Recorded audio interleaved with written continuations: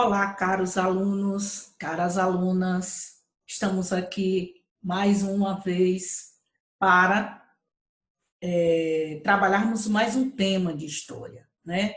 Essa nossa aula síncrona é a aula semanal, aula programada, né? Que você tem um horário específico para assistir. Portanto, eu convido você a pegar seu material, pegue seu livro, né?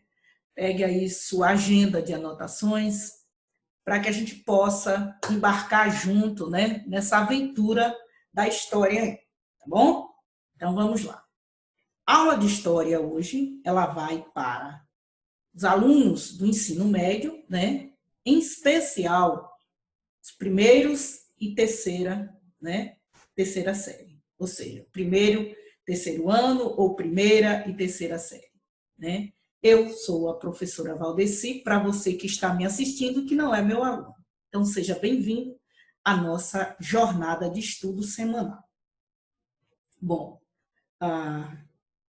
como eu já apresentei, né, história, ensino médio e a prova Valdeci. Para a terceira série, o conteúdo, né, está no livro de História 1, aula 13, certo? Igreja Medieval. Para os alunos do primeiro ano, capítulo 9, do nosso livro do SAS. Lembrando que, às vezes, coincide que essas aulas elas sejam conjugadas para o primeiro ano, para o terceiro ano, às vezes para o terceiro, para o segundo. Por quê? Porque para o terceiro ano nós temos História 1 e História 2 e nós estamos fazendo aí o bloco de revisão para o Enem, ok? Então, vamos lá. Professora, quais são as habilidades que nós vamos estar trabalhando hoje? Então, nós estamos ainda nessa unidade de estudo, né, com esse bloco de habilidades aí. Formas de organização social, movimentos sociais, pensamentos políticos, ação do Estado. Bom, hoje o nosso tema específico é a Igreja Medieval. A aula passada nós trabalhávamos com o feudalismo, né? E o mundo medieval ele é um pouco extenso, então a gente dividiu ele em três partes. Primeiro nós trabalhamos com o Império Bizantino, o Império Carolíngio, aí trabalhamos com o feudalismo, né? Ou seja, a gente trabalha com o Império Romano do Ocidente, Império Romano do Oriente, né? Agora a gente vai tratar especificamente da Igreja Medieval. Nesse recorte aí, que a gente vai conhecer algumas características assim que são extremamente importantes, né, para que a gente conheça e que a gente tenha essa noção, né, porque trata-se de um tema de grande relevância que ela vai impactar, na verdade, nas diversas áreas, né, do conhecimento e dos aspectos sociais, políticos, econômicos, enfim. É uma instituição poderosa, né, que exerce uma influência, um monopólio muito grande, né, e exerceu, melhor dizendo, né, nesse período, dentro daquela sociedade. Bom, então nós vamos pegar aqui primeiro três aspectos importantes, né, para tratar da Igreja Medieval. Vamos falar um pouco das características, depois nós vamos falar da hierarquia, depois da classificação, né, dessa hierarquia. Falando primeiro das características, a pergunta é: como eu apresento a igreja, né, medieval? A igreja católica apostólica romana. Uma igreja que nasceu dentro do Império Romano como uma seita, perseguida, né, e com a crise do Império Romano, ela torna-se uma instituição muitíssimo poderosa, né? Então, de uma seita perseguida, ela passa a exercer uma influência enorme no campo, né, social, político, econômico, né, religioso, enfim, uma instituição hiperpoderosa. Então, eu resumi alguns dados aqui que você pode acompanhar comigo. Então, a igreja conseguiu sobreviver às invasões germânicas e logo depois iniciou-se o processo de conversão dos bárbaros. Isso a gente viu quando a gente estava estudando o Império Carolíngio, né? Império Bizantino. A instituição mais poderosa e influente na Idade Média, por quê? Porque a ideologia cristã, ela adentrou em todos os espaços, né? A ponto de que a igreja passa a influenciar a linha de pensamento, né? As vertentes do conhecimento, e vetar áreas que ela julgava como sendo ofensivas, certo? Ao seu sistema. Então, todas as relações típicas do feudalismo, elas foram justificadas e foram legitimadas pela igreja. A gente percebe isso quando a gente está estudando a divisão social, né? As classes sociais, aquela pirâmide que a gente vai ver ali, aqueles que oram, aqueles que combatem, né? E aqueles que trabalham. Ou seja, uma divisão hierarquizada, né? E justificada pela igreja como sendo algo da vontade de Deus. Bom, nesse sentido, a gente pode dizer que a igreja exerceu um monopólio na cultura e na educação. Sim, a gente vai ver isso, né? Porque a construção de igrejas, né? As pinturas, a arte, né? A literatura, né? Nesse período, ela é toda voltada para o tema, né? Da cristandade. Ou melhor, os temas da cristandade, né? O sistema da educação. Quem é que não se recorda que até o período da proclamação da República, período republicano no Brasil, a igreja sempre cuidou da questão educacional. Haja visto, na sua cidade, não sei se em todas as cidades, mas em Jacobina, por exemplo, nós temos um legado muito grande da igreja e a gente pode perceber isso aonde? Nos nomes das escolas. Escola Frei José da Encarnação, Escola Padre Alfredo Hasley. E, por que não falar, né, de uma das maiores universidades de Salvador? Então, assim, isso demonstra, né, a influência da igreja na formação, né, no caráter formativo, né, dos indivíduos, né, ao longo da história. Bom, saber que a igreja tem um poder, né, na cristandade e uma influência social, a gente já sabe. Agora, nossa, e ela tinha poder econômico? Sim, muitas terras. Essas terras elas eram oriundas de doações, né? Mas compreendia cerca de 1/3, né, das terras da Europa. Enfim, ela era considerada a grande senhora, a única grande senhora feudal na Europa nesse período. Foi através do Concílio de Nicéia, isso lá por volta de 325, que se assentaram as bases religiosas e ideológicas da Igreja Católica Apostólica Romana. Ou seja, é o período, é o concílio que vai legitimar, né, a igreja enquanto constituição, enquanto instituição formadora de uma extensa influência em todas as áreas, né, da sociedade nesse período. Bom, falando do segundo ponto, a hierarquia, então a gente tem, dentro do sistema cristão católico, a gente tem aí o alto clero e o baixo clero. O alto clero oriundo da nobreza, papa, cardeais, bispos e abades, ou seja, uma elite, né? Elite. E o baixo clero vem de uma classe mais popular, uma camada popular, que são os padres, os monges, as freiras, auxiliares, enfim, as paróquias, né? Que está abaixo de uma hierarquia maior dentro desse universo cristão. Bom, o terceiro ponto, que é a classificação. Dentro dessa ideia do alto e do baixo clero, a gente vai classificá-los. Tipo, nós temos o clero secular, o clero regular. E temos, claro, no topo dessa organização aí, aquele que tem o poder de mando, aquele que tem um poder legítimo, né, de interferência maior, que é a figura do Papa. Então, quem são esses grupos que compõem o clero secular? O próprio nome já está dizendo, né? Secular. A gente já tem essas denominações quando a gente fala de coisas que são voltadas para a crença, para a fé, e aquilo que é secular. O que é secular é o que está fora do contexto do universo fechado da religião, né? Ou seja, envolve pessoas leigas, né?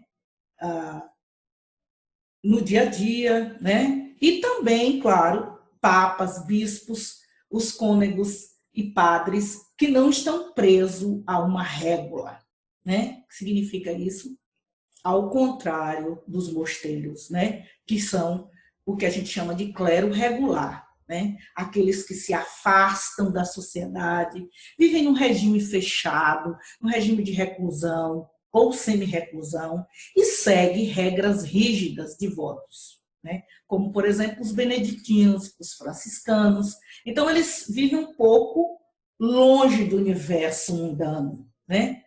Fora desse circuito, eles vivem num ambiente mais fechado. Por isso a gente chama clero regular e clero secular. Bom,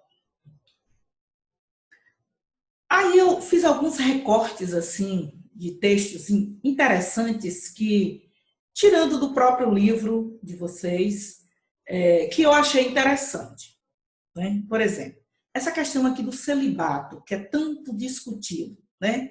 O que é que eu trago aqui de novidade, né?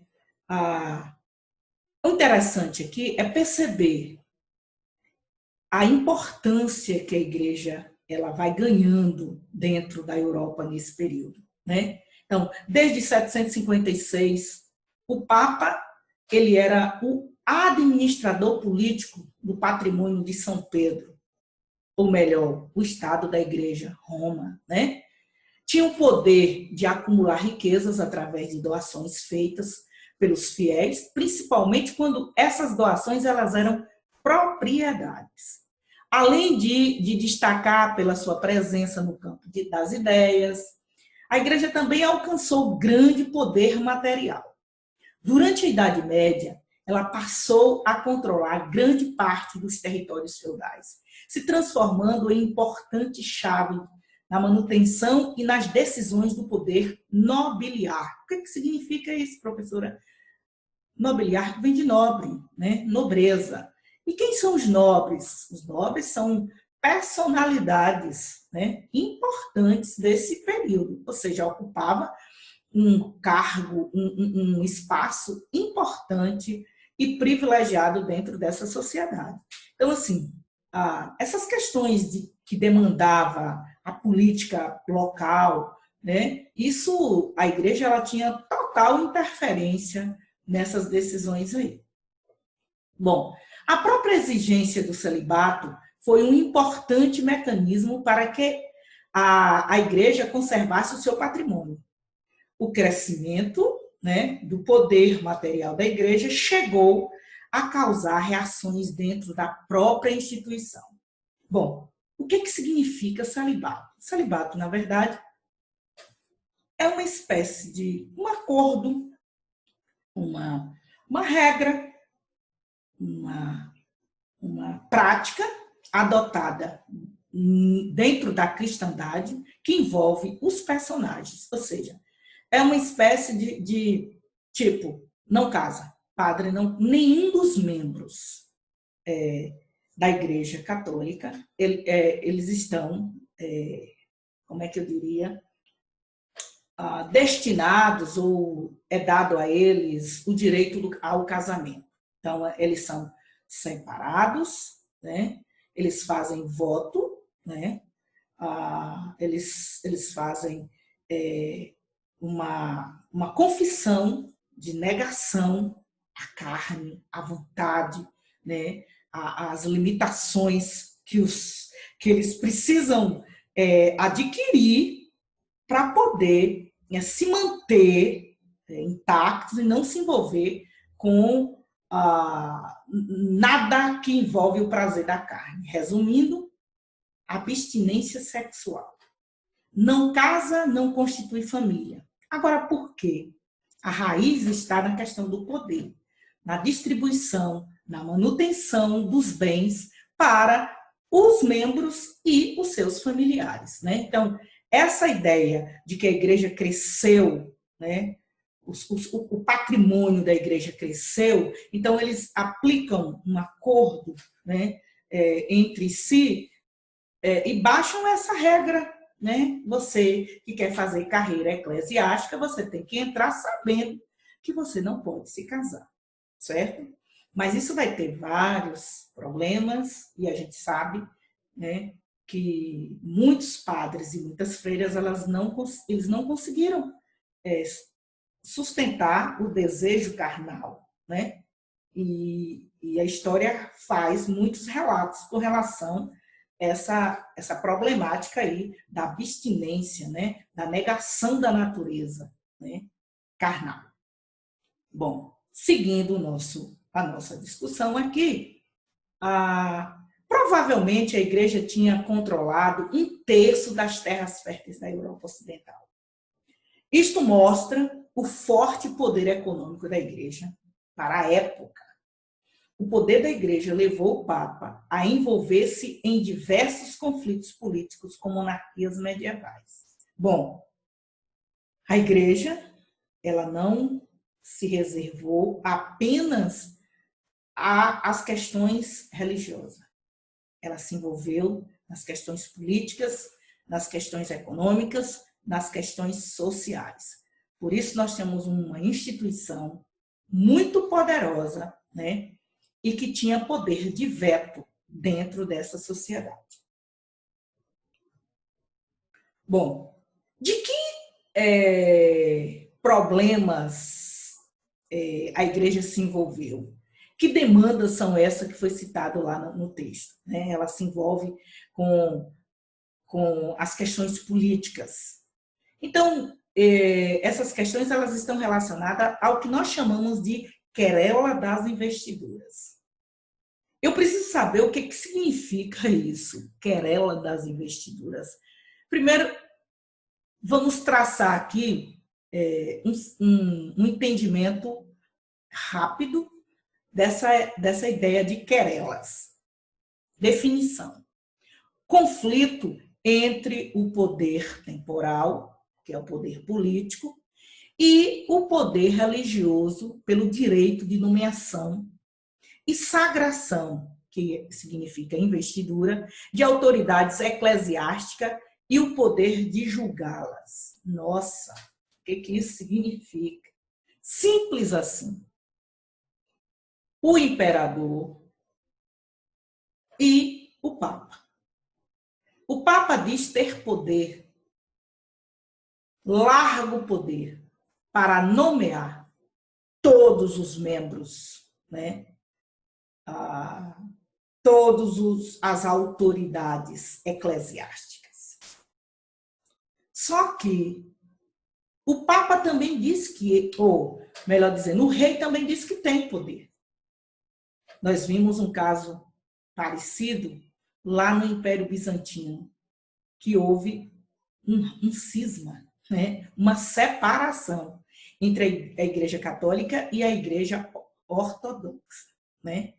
Onde lá o Papa não perdeu sua autoridade naquela região e o imperador Justiniano Constantino, eles passaram a ter o poder, né? Tanto temporal como poder religioso.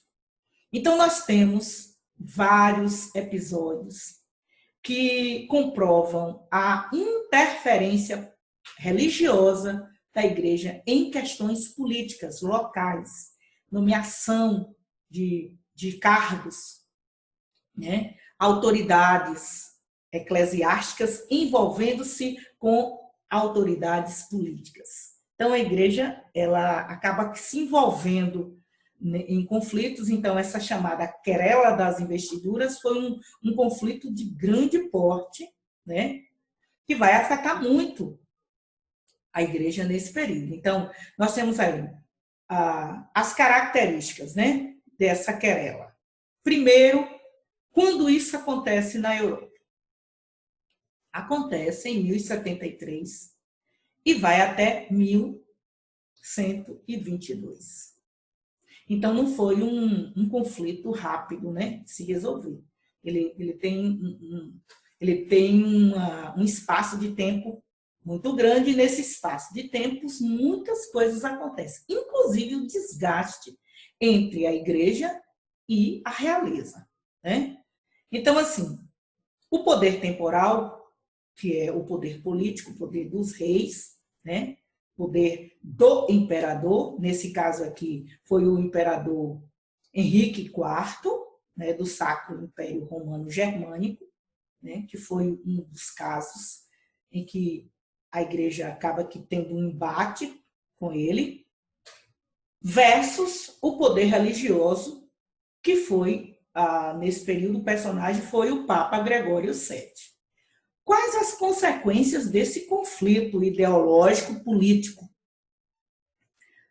Teve que se fazer um acordo, que nós chamamos de Concordata de Worms, isso em 1122, né, pelo qual o Papa investiria o bispo de sua autoridade espiritual e o imperador de seu poder temporal.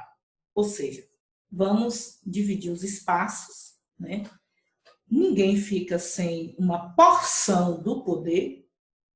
A igreja continua demandando, mas o imperador também continua demandando. Então, aí houve uma trégua, né? E eles chegaram a um consenso e dividem um espaço de nomeação e de e a fase de julgamento, né?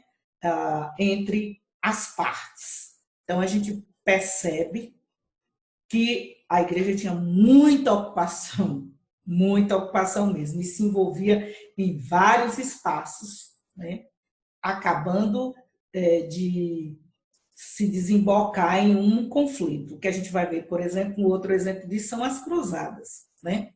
Enfim, trata-se de características dessa instituição nesse período de recorte que nós estamos estudando. Henrique, né? Henrique VIII.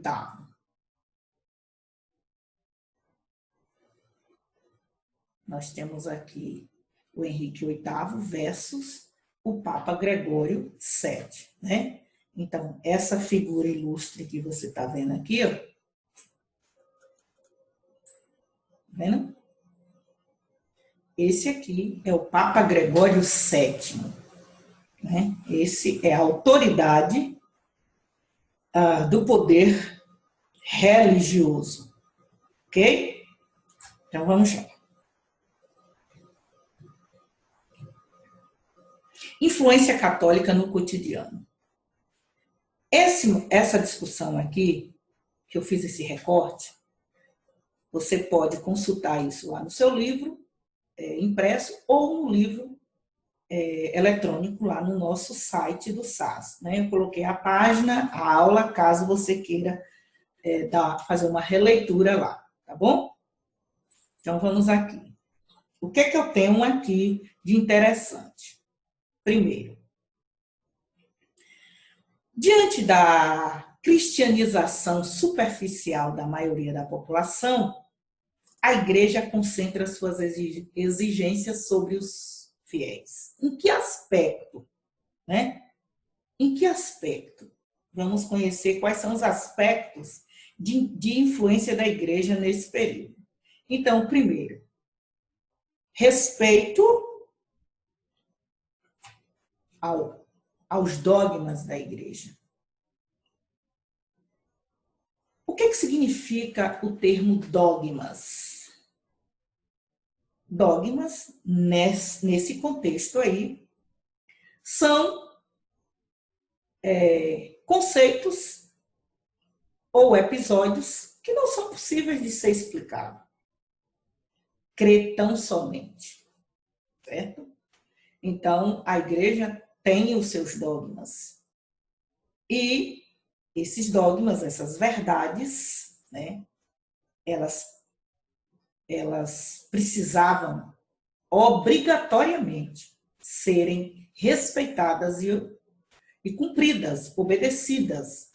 Caso haja qualquer ameaça, a igreja responde, né? E a gente vai ver lá adiante de que forma a igreja responde. Outra influência, né, no cotidiano das pessoas, que o livro traz e que eu achei relevante, a realização de penitências. A ideia de penitência, ela está implícita em várias religiões, não é só na Igreja Católica, né? Por exemplo, nós temos os árabes, que eles têm essa prática da penitência, de que um muçulmano ele precisa ir a Meca pelo menos uma vez na vida. Claro, se ele tiver condição financeira, física, mas a orientação é que ele vá pelo menos uma vez na vida. E a Igreja Católica, ela adota nesse período um pacote de penitência, e essas penitências elas têm o cunho de tipo que limpar a alma, né? Perdoar pecados. É uma limpeza espiritual, as penitências que eram feitas. Então, quem gosta de assistir os filmes, eu tenho um filme interessante que é O Nome da Rosa, que é um filme que eu assisto desde o tempo da faculdade, quando a gente estudava a Idade Média, e é um filme que tem informações assim importantes para esse período, né? E lá a gente vê essa ideia das penitências. Mas a gente tem também o filme de Lutero, né? Aquelas escadarias, a venda de indulgência lá na Reforma Protestante. Bom, eu tenho também os eventos que a igreja ela acaba que influenciando na vida do sujeito nesse período. Por que eu trago essas informações? Porque no período do Império Romano, vamos pegar aqui esses dois exemplos. Os romanos e os germânicos, bárbaros. Eles eram politeístas antes do surgimento do cristianismo. Então, eles tinham práticas totalmente diferentes do padrão cristão, né? Por exemplo, a ideia de nascimento, a ideia de casamento e, sobretudo, a ideia de morte. Entre os romanos e os germânicos, bárbaros, eles não tinham a prática de enterrar os seus mortos próximo dos vivos. Os mortos ficavam nos espaços bem longínquos. Por quê? Porque eles acreditavam que esses mortos eles poderiam retornar e molestar os vivos. Então, colocava-se um abismo, um distanciamento muito grande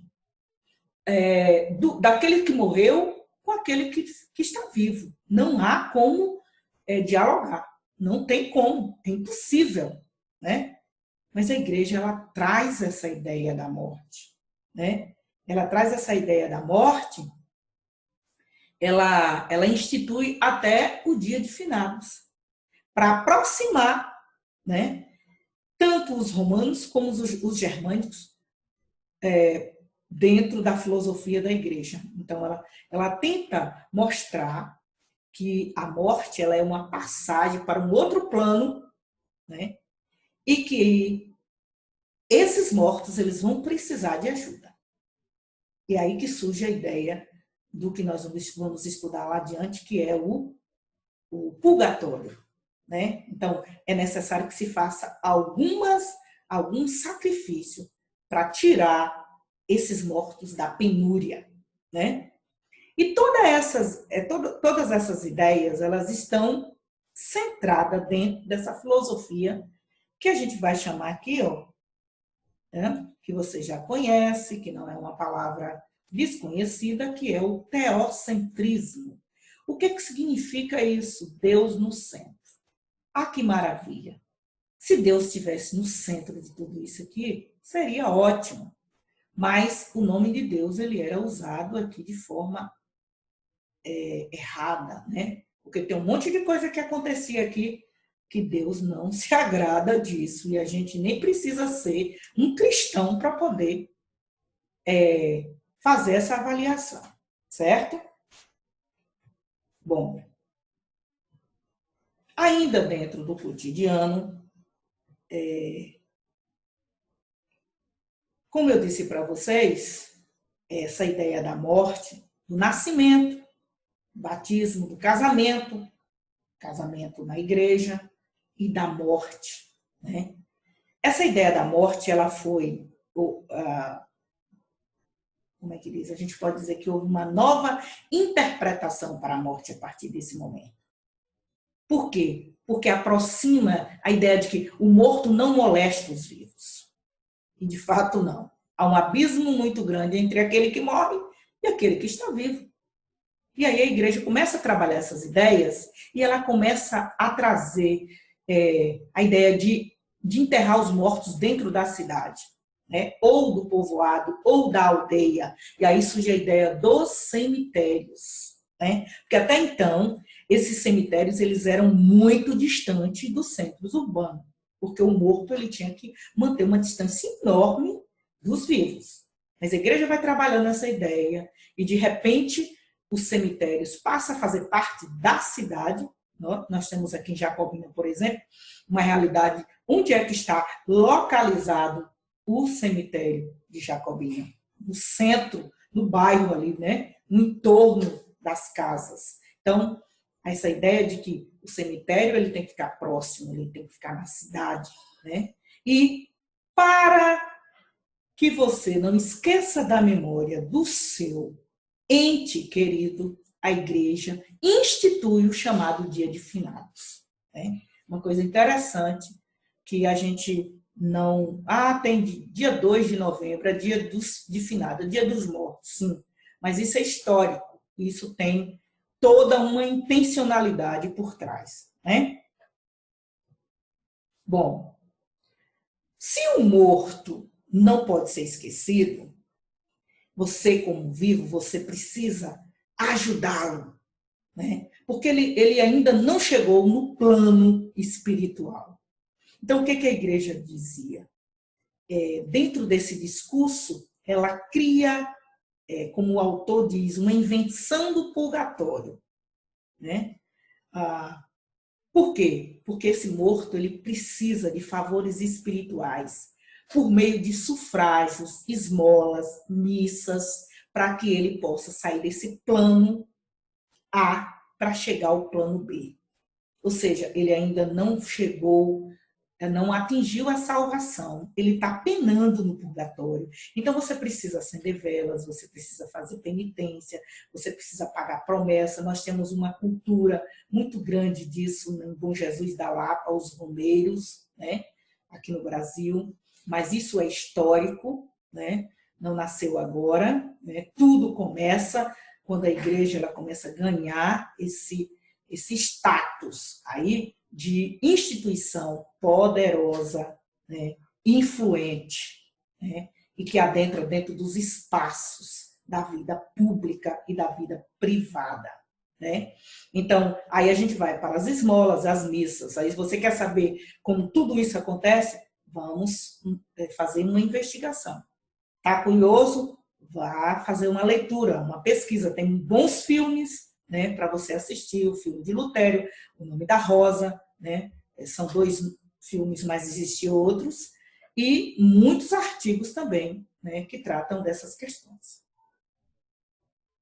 Bom, dentro dessa visão aí, o que a gente pode constatar? Segundo o autor, a gente pode perceber aí o chamado monopólio da salvação. O que isso significa? A busca pela salvação eterna e o combate ao pecado. Como isso? A Igreja Católica, como única instituição capaz de orientar os fiéis e conceder a salvação a todos que tivessem obediência a ela. Aqui tem um problema. Olha como está escrito o texto. A Igreja Católica, como única instituição capaz de orientar os fiéis e conceder a salvação a todos que tivessem obedientes a ela. Se fosse a todos que tivessem obediente à Bíblia e a Deus, né? Então, a incoerência da igreja está nisso aqui. Tudo bem, a igreja é a porta-voz, né, da palavra de Deus, e é por isso que a gente precisa ter muito cuidado com o que a gente vai ouvir, porque você precisa saber se isso está sendo dito segundo a palavra ou se é pela, como é que a gente chama? Cogitação, por aquilo que eu acredito, né? Por aquilo que eu acho que é a minha interpretação. Então, a gente precisa ter muito cuidado. E foi nisso aqui que os reformadores, né? Os iluministas, os pensadores iluministas, os cientificistas atacaram a igreja no século XIX, na reforma e na contra-reforma, né? Por conta dessas práticas aqui. Bom, ainda na influência católica no cotidiano, né? Isso lá, História 1, aula 3, 13 e página 28 do nosso livro, nós vamos falar aqui também da chamada doutrina do sacerdotalismo. O que é isso, professora? Em 1215, o Quarto Concílio de Latrão tornou o sacramento da confissão anual obrigatória. O que isso significa? Significa dizer, eu vou dar um exemplo prático, por exemplo, no período da quaresma, né, a véspera da Semana Santa, existe um ritual na igreja que você precisa ir lá confessar seus pecados, né? Fazer a confissão. Então, é essa regra aí que a gente está falando. É uma confissão anual obrigatória. Você vai lá, confessa os seus pecados ao padre, o padre lhe dá uma relação de prática que você tem que fazer para você ser absolvido do pecado cometido e passar de ano, né, limpinho. Bom, boas ações como forma de obter a salvação e os favores divinos. Bom, isso é grave, né? E foi nesse aspecto aqui que os reformadores, né, criticaram a igreja. Boas ações como forma de obter a salvação. E aí o Lutero vai dizer que a salvação é de graça. Não se negocia a salvação. Porque a salvação, segundo Lutero, Cristo já pagou o preço na cruz do Calvário. Então você não precisa pagar a Deus para ser salvo. Você é salvo porque Deus tem um plano de salvação. Mas a igreja ela não usou essa estratégia, né, dos reformadores.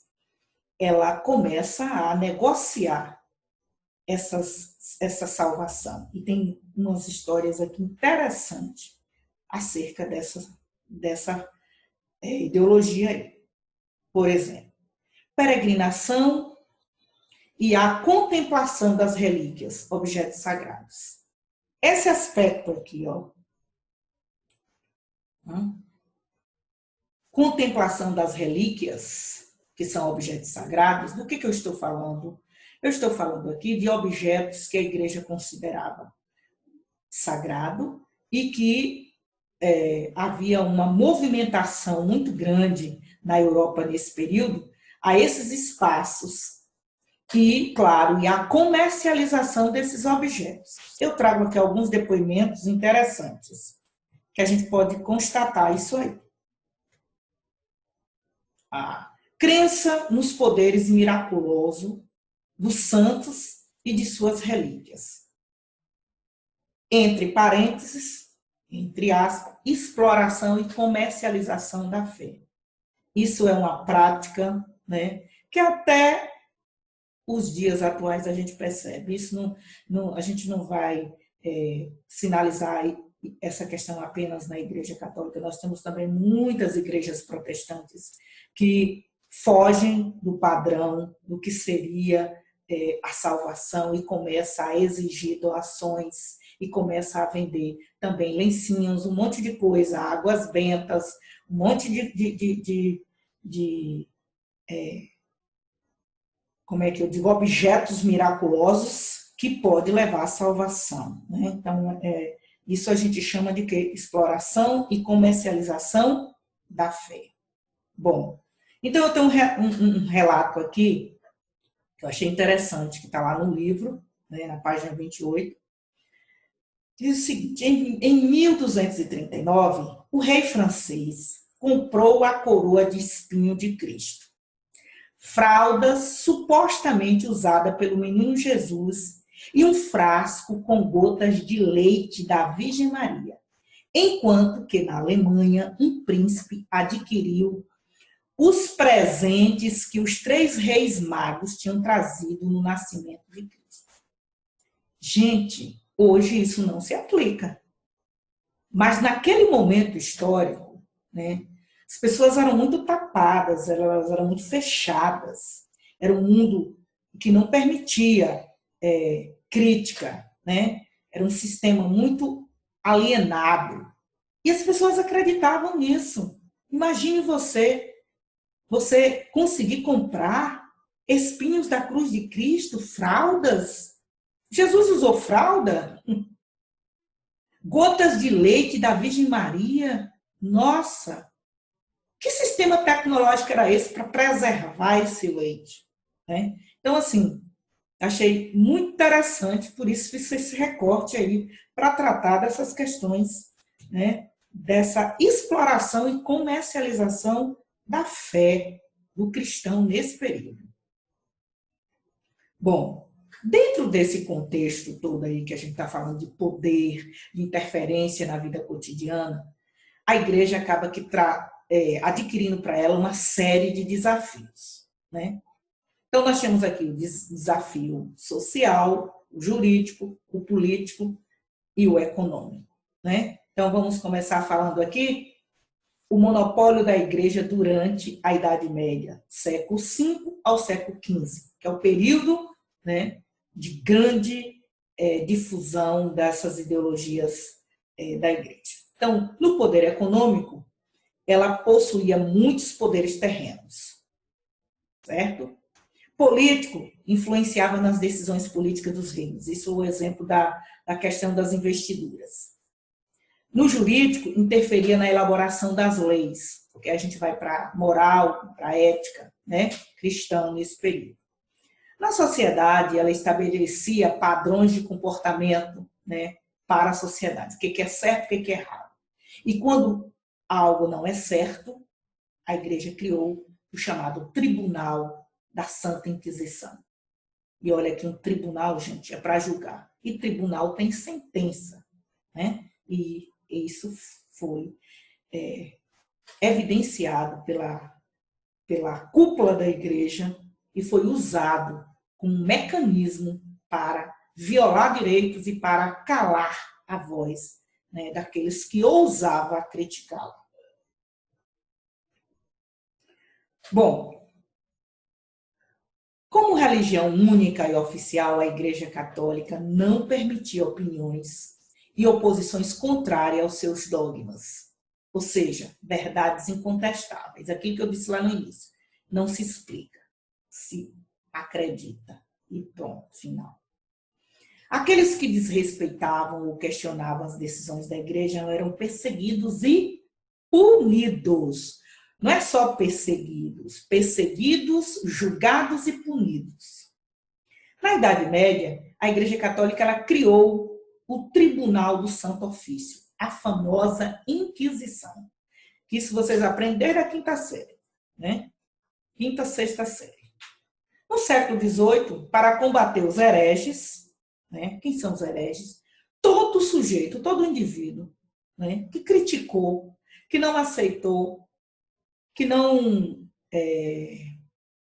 abaixou a cabeça, né, para a igreja nesse período, contrários a todos os dogmas e as verdades, então eram chamados de hereges. E a práticas, heresia. Então, a Inquisição, ela prendeu, torturou e mandou para a fogueira milhões de pessoas que não seguiam as ordens da igreja. Então, assim, ser cristão era uma obrigação. Você não tinha liberdade religiosa nesse período, né? Você tinha que seguir. Ou só existe duas saídas para você. Ou você segue as orientações da igreja, ou você vai ser punido por isso. Então, você tem que escolher. Mas muitos homens e mulheres corajosos nesse período pagaram com a vida, mas não se curvaram à ideologia da igreja nesse período. Bom, então eu tenho aqui algumas imagens do Tribunal da Santa Inquisição, que aqui, na verdade, já é o pós-julgamento, né? Que já é a sentença de morte. E a maior delas era a fogueira, né? Então, era um rigor muito grande. Então, a Inquisição Portuguesa, também conhecida como Tribunal de Santo Ofício, foi uma instituição da Igreja Católica que perseguia, julgava e punia, né, todos aqueles que cometiam crimes considerados heréticos. Observe que na imagem você vai ver muita figura feminina, né? Por quê? Porque as mulheres, elas eram as maiores vítimas, né, da igreja nesse período. Porque tinha aquela ideia, aquele preconceito com a figura feminina como sedutora, como pecaminosa, como bruxa, né? Então, todas as mulheres que não se curvavam às regras da igreja, né? Imagina uma mulher cientista, uma mulher investigadora, uma mulher curiosa, uma mulher inteligente que não se curvava a isso aí. Então, ela era condenada automaticamente de feitiçaria. Então, eram feiticeiras, eram bruxas. E o caminho das bruxas era o quê? Olha só. A fogueira. E observe só como eles faziam, né? Arrancavam as roupas e deixavam as partes íntimas. Que, assim, uma coisa impressionante, ao mesmo tempo que a mulher deveria ser punida, né, pela sedução que ela exercia, né, como se a mulher fosse um sujeito ativo e o homem fosse o sujeito passivo, que não conseguiam domar o seu corpo contra as perversões das mulheres. Então, elas eram levadas à fogueira, né? Então, aqui, essa imagem aqui é um ataque, né? De uma visitação da igreja a essas mulheres. Aqui, a gente tem, tá vendo? Observe que nós temos um tribunal, oficiais aqui, e nós temos aqui um religioso colocando a cruz, né? Porque esse é o momento de pedido de perdão público, né? Porque você precisa morrer. Nossa, você precisa morrer. E você tem o poder, né, de decretar uma sentença de morte sendo a instituição porta-voz de Deus. Então, isso foi questionado muito na Reforma Protestante, né? E aqui eu tenho essa dama de ferro aqui, ó, que era uma caixa de ferro cheia de espinho, onde as mulheres eram colocadas aqui, torturadas. Muitas acabavam que morrendo aqui, nem chegavam à fogueira, certo? Bom, a Inquisição, né, ela foi fundada pelo Papa Gregório IX em 1231. Qual o objetivo? Combater as heresias. Nesse período, o rigor da igreja abriu um espaço para muitas críticas, né? Então, muitos segmentos, não era só mulheres, cientistas, religiosos, de outras ordens, né? E outras que eles chamavam de seitas, que começam a criticar e a discordar, né, da prática da igreja. E aí, então, eles criam esse tribunal para vetar, né, para investigar, para torturar, punir com a morte né, caso você ouse a bater de frente, claro, com as verdades da igreja. Então, quais eram as penalidades religiosas para um sujeito que foi acusado de heresia? Jejuns, flagelações, que é aquele espancamento, né, que a gente percebe isso muito entre o próprio clero, né, quando eles cometiam algum pecado, eles pegavam aquele chicote e se autoflagelavam. As peregrinações, que eram as viagens longas, né, para, como é que diz, com todo o desgaste para que o seu pecado fosse perdoado. A prisão, o confisco de bens, os interrogatórios e, por último, torturas e excomunhão, né? Então, nós temos casos aqui, por exemplo, de Henrique VIII, lá na Inglaterra, que ele resolveu romper com a Igreja de Roma e o Papa excomungou ele, né? E ele acabou criando a Igreja Anglicana, né? Dentro da Inglaterra. Então, assim, muitos episódios de quem não passava pela tortura era riscado, cortado, aniquilado do quadro da cristandade. Bom, o que foi o auto de fé? O auto de fé, na verdade, era uma cerimônia em que os réus, né, ou seja, as pessoas que eram acusadas de crime, eram obrigados a participar antes de sua condenação. Era iniciado com um sermão, logo depois os réus tinham que pedir perdão, né, por seus crimes, sem direito à defesa, ou seja, muitos acabavam confessando algo que eles não cometeram. Em seguida, caminhavam em direção a um pátio, uma área livre, né, ladeado por espectadores de todas as partes do reino, ou seja, vários segmentos da sociedade. Primeiro iam os réus que se salvaram da fogueira, tinha aqueles que sofriam algumas penalidades, mas que necessariamente não iam para a fogueira. Em suas roupas haviam a pintura de uma chama de cabeça para baixo. Depois iam os réus condenados à fogueira. A pintura era de uma chama de ponta para cima, né? Ilustrando o que lhes esperava, ou seja, fogo no corpo.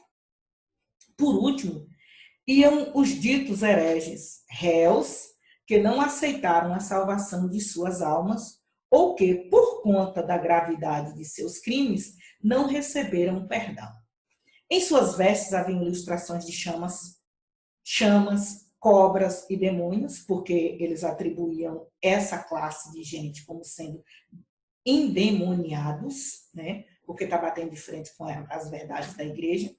A cerimônia se encerrava nas chamas da fogueira. Os espectadores, em sua maioria, vibravam. Eu faço uma alusão disso aí, sem exagero, da política do pão e circo, quando aquela multidão de pessoas ficavam dentro do Coliseu, lá naquelas arenas, e os gladiadores se matando lá, e eles decidiam quem vivia e quem morria. E aquilo era um aplauso, aquilo ali era um momento de muita vibração, êxtase, né? E dentro daquele espaço, muitos cristãos morreram naquela época, né? Então, não foi diferente, porque no pátio onde era reservado a fogueira, a cidade inteira aplaudia, né? Porque eles eram dignos de morte, porque eles romperam, né? Um critério da igreja, a fé, é uma ameaça. Então, tem que morrer no fogo. E só o fogo é capaz de queimar, né, esses espíritos ruins, como pensava a igreja. Bom, aí eu trago aqui 10 técnicas de torturas mais assustadoras na Idade Média. Eu coloquei o site no final, você pode ir lá achar. Você vai ter uma variedade de torturas que a igreja praticou, né? E a gente precisa denunciar isso. A gente não pode fazer vistas grossas e dizer que isso não aconteceu. Aconteceu, está nos anais da história, né? E a igreja pede perdão à humanidade hoje, mas aconteceu, né? E dessas práticas aí, muitas outras, por exemplo, foram usadas na ditadura militar, na Alemanha hitlista. Então, é um banco de dados de tortura que está arquivado e que foi utilizado, né, pela igreja nesse período. Então, nós temos aqui o empalamento. Gente, isso não é de Deus. Olha para isso. Empala a pessoa desde o ânus e sai na boca, né? Então, assim, é um rigor de maldade em você começar a analisar e saber que isso partiu de uma cúpula da igreja, de um grupo que vendia a imagem de Cristo, que dizia ser de porta-voz de Deus, né? Deus não se agrada disso aí. Pelo amor de Deus, isso não se aplica. Temos aqui o chamado berço de Judas. Olha para isso, nós temos aqui essa imagem. Ó. Tá vendo? E assim, interessante que eles pegavam as partes íntimas do corpo, né? É algo assim inexplicável, né? Então, nós temos aqui uma pessoa amarrada às pernas, braços, ó, e eles faziam essa flexibilização aqui, ó, de ida e vinda, né? Então, muitas pessoas acabavam tendo estrangulamento nessas partes aqui, com esse movimento aqui, que é chamado berço de Judas. Algo assim aterrorizante. Aqui eu tenho o caixão da tortura, né? Aqui eu tenho o balcão da tortura. Observe que são nomes bizarros, né? Esse caixão da tortura aqui, ó, a pessoa ficava presa aqui no sol.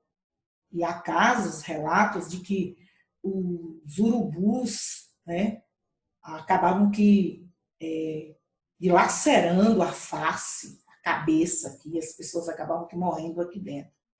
Quem estava condenado a esse tipo de castigo, de punição? Blasfêmia e roubo. O que é uma blasfêmia? É você dizer algo que você não culpabilizando uma pessoa sem fundamento, né? Então, a blasfêmia, o rigor era esse aqui. Aqui eu tenho o balcão da tortura. Imagine você, eu peguei lá no site essa cadeira, mas tem outras cadeiras bem piores, que elas são todas cheias de pregos, né? Aqui era uma espécie de tortura que fazia você confessar crimes que você não cometeu. Então, a dor da tortura era tão grande que você acabava se declarando herege e, na verdade, você não tinha cometido nada. Eu tenho aqui o estripador de seios, que era aplicado às mulheres que cometiam acusadas de bruxaria, aborto ou adultério. Né? Estripador de seios, arrancava os seios das mulheres, as mulheres vivas, viu, gente? Aqui, isso aqui é bizarro, a pera da angústia. Observe que isso aqui era para castigar os mentirosos, blasfemadores e homossexuais. Isso aqui, no caso das mulheres, estrangulava a vagina, né, que era introduzido dentro da vagina. Então, as partes íntimas da mulher ela era dilacerada. E para os homossexuais, isso aqui ia para o bumbum, né, o ânus. Então, algo assim bizarro. E como eu disse para vocês, eles atacavam as partes íntimas do corpo. Né? Eu não sei quem era endemoniado aí. A roda da tortura e essa serra para cortar ao meio. Observe só. Essa roda da tortura, ela dilacerava também o corpo da pessoa, né? Há casos, relatos que eles colocavam fogo aqui, ó, embaixo, e essa roda girava, girava, girava, e o fogo ia queimando por baixo, né?